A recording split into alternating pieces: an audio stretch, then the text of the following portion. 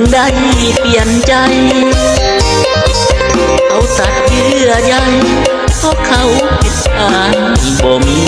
หยังยากจนเหลือแสนแค้นก็เลยสิงสังเจ้าเปลี่ยนใจหักคนหักบ่มีหยังน้องเมื่อ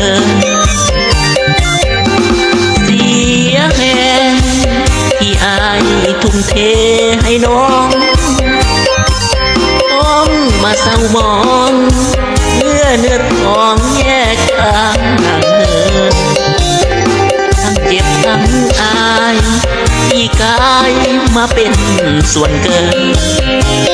หักกันอย่าพันบางเมินย้อนเงินเท่าแก่มาผมเจ็บนี้คนดีบ่ต้องเป็นห่วงถึงน้องนั้นลวงให้อายซ้ำสวงคมคืนกับบ่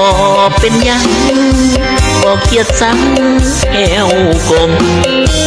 ถึงอายสิทุกข์ละทน